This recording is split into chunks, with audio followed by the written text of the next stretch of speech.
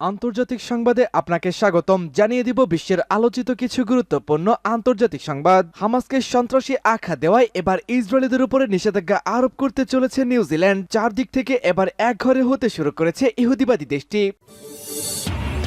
জানিয়ে দিব চরম ক্ষেপে গেছে পুতিন। পরমাণু যুদ্ধের ঝুঁকি নিয়ে এবার পশ্চিমাদের সতর্ক করল রাশিয়া। জানিয়ে দিব গোলান মালভূমি থেকে হামলা, ইহুদিবাদী ইসরায়েলের ক্ষেপণাস্ত্র ভূপাতিত করেছে সিরিয়ার সামরিক বাহিনী। থাকবে ঠান্ডা মাথায় গণহত্যা, ইসরায়েলি সেনাদের গুলিতে সাহায্যপ্রার্থী আরও ১০০-রও বেশি ফিলিস্তিনি শহীদ, আহত প্রায় ৭০০ জন। সর্বশেষ জানিয়ে দিব জার্মানি থেকে এবার ইসরায়েলি রাষ্ট্রদূতকে চরম অপমান, ক্ষোভে ফুঁসে উঠেছে নেতানিয়াহু। দর্শক শুনছিলেন সংবাদ শিরোনাম, এবারে জানিয়ে দিব বিস্তারিত।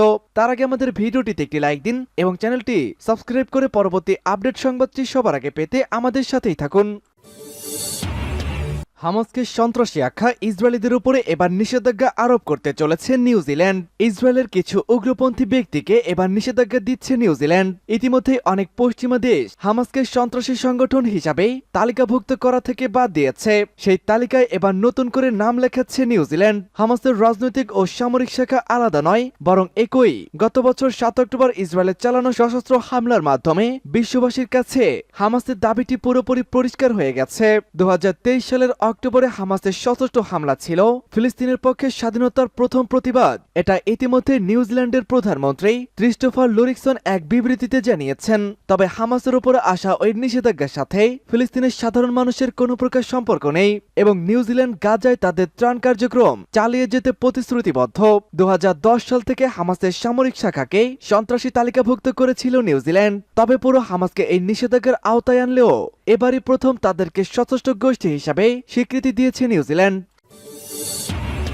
পরমাণু যুদ্ধের ঝুঁকি নিয়ে পশ্চিমাদের সতর্ক করলেন পুতিন। পশ্চিমা দেশগুলোকে সতর্ক করে রুশ প্রেসিডেন্ট ভ্লাদিমির পুতিন বলেছেন, যদি তারা ইউক্রেনে যুদ্ধের জন্য সেনা পাঠায় তবে তা হবে পরমাণু যুদ্ধের উস্কানি। বৃহস্পতিবার তিনি সতর্ক করে দিয়ে আরো বলেছেন, মস্কোর কাছে পশ্চিমা লক্ষ্যবস্তুতে আঘাত করার মতো ক্ষেপণাস্ত্র রয়েছে।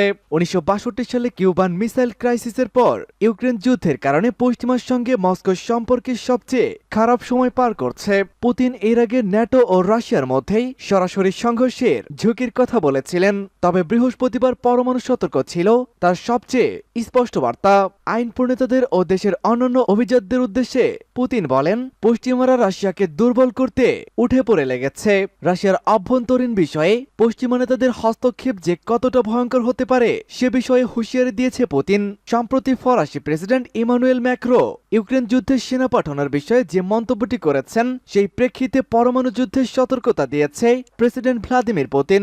তবে ন্যাটো সদস্যদের সেনা পাঠানোর বিষয়টি দ্রুত প্রত্যাখ্যান করেছে মার্কিন যুক্তরাষ্ট্র, জার্মানি, ব্রিটেন ও অন্যান্যরা। পুতিন বলেছেন, অবশ্যই বুঝতে হবে যে আমাদেরও অস্ত্র আছে যা তাদের ভূখণ্ডে লক্ষ্যবস্তুতে আঘাত আনতে সক্ষম।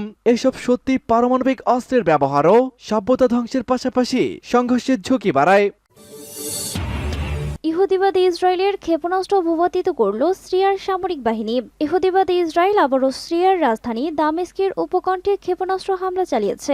গতকাল রাত ৯:৩০টার দিকে ইহুদিবাদী বাহিনী অধিকৃত গোলান মালভূমি থেকে রাজধানী দামেস্কে লক্ষ্য করে এসব ক্ষেপণাস্ত্র ছোড়ে। সিরিয়ার সামরিক সূত্রের বরাত দিয়ে রাষ্ট্রীয় বার্তা সংস্থা সানা এ তথ্য জানিয়েছে। ওই সূত্র বলেছে, স্থানীয় সময় রাত ৯:৩৫ ইহুদিবাদী বাহিনীর এই হামলা চালায়। তবে সিরিয়ার বিমান প্রতিরক্ষা বাহিনী বেশিরভাগ ক্ষেপণাস্ত্র ভূপাতিত করতে সক্ষম হয়। ক্ষেপণাস্ত্র হামলায় শুধুমাত্র কিছু বস্তুগত ক্ষয়ক্ষতি হয়েছে বলে সূত্রটি দাবি করেছে। ব্রিটেন ভিত্তিক কথিত মানবাধিকার সংস্থা সিরিয়ার অবজারভেটরি ফর হিউম্যান রাইটস জানিয়েছে, ইসরায়েলের ছোড়া ক্ষেপণাস্ত্র রাজধানী দামেস্কের কাছে দুটি স্থানে আঘাত আনে। সিরিয়ায় উগ্র সন্ত্রাসবাদী গোষ্ঠী দায়েশ পরাজিত হবার পর থেকে ইহুদিবাদী ইসরায়েল সিরিয়ার ওপর প্রায় আগ্রাসন চালিয়ে আসছে। পর্যবেক্ষক মহল মনে করে, দায়েশ সন্ত্রাসীদের লেলিয়ে দিয়ে পশ্চিমা সাম্রাজ্যবাদী শক্তি ও ইহুদিবাদী ইসরায়েল যে লক্ষ্য অর্জন করতে চেয়েছিল তা ব্যর্থ হওয়ায় প্রতিশোধ পরায়ণ হয়ে উঠেছে ইসরায়েল। তবে ইসরায়েলের এসব হামলা মধ্যপ্রাচ্য বড় রকমের সংঘাত শুরুর আশঙ্কা বাড়িয়ে দিয়েছে। সূত্র পার্স টুডে। ইসরায়েলি সেনাদের গুলিতে সাহায্যপ্রার্থী ১০০-র বেশি ফিলিস্তিনি শহীদ, আহত প্রায় ৭০০। ইহুদিবাদী ইসরায়েলের দখলদার সেনারা বর্বরতার নতুন ইতিহাস সৃষ্টি করেছে। গাজা উপত্যকার দক্ষিণ পশ্চিমে রশিদ স্ট্রিটে খাদ্য এবং অন্যান্য ত্রাণ সামগ্রীর জন্য অপেক্ষমান হাজার হাজার মানুষের ওপর ইসরায়েলি সেনারা গুলি চালিয়েছে এবং তাতে অন্তত 104 ফিলিস্তিনি শহীদ ও 700-রও বেশি আহত হয়েছেন। কাতার ভিত্তিক টেলিভিশন চ্যানেল আল জাজিরা এই খবর দিয়েছে। তবে ফিলিস্তিনের গণমাধ্যম জানিয়েছে ইহুদিবাদী সেনাদের বর্বর হামলায় অন্তত 150 জন ফিলিস্তিনি শহীদ এবং 1000-এর বেশি আহত হয়েছেন। আহতদের মধ্যে অনেকের অবস্থা আশঙ্কাজনক হওয়ায় মৃতের সংখ্যা আরও বাড়বে বলে ধারণা করা হচ্ছে। ফিলিস্তিনি স্বশাসন কর্তৃপক্ষের পররাষ্ট্র মন্ত্রণালয় এই ঘটনার নিন্দা জানিয়ে একে ঠান্ডা মাথায় গণহত্যা বলে উল্লেখ করেছেন। মন্ত্রণালয়ের বিবৃতিতে বলা হয়েছে ইহুদিবাদী ইসরায়েল গাজা উপত্যকায় যে গণহত্যা চালাচ্ছে তার অংশ হিসেবেই এই হত্যাকাণ্ড ঘটানো হয়েছে। এ পরিস্থিতিতে গাজার বেসামরিক জনগণকে রক্ষার জন্য আন্তর্জাতিক সম্প্রদায়ের অনতিবিলম্বে হস্তক্ষেপ করার আহ্বান জানিয়েছে ফিলিস্তিনের পররাষ্ট্র মন্ত্রণালয়। এদিকে দখলদার ইহুদিবাদী সরকার দাবি করেছে যে ফিলিস্তিনের এসব মানুষ ইসরায়েলি সেনাদের জীবনের ঝুঁকি সৃষ্টি করলে তাদের ওপর গুলি চালানো হয়। সূত্র পার্স টুডে।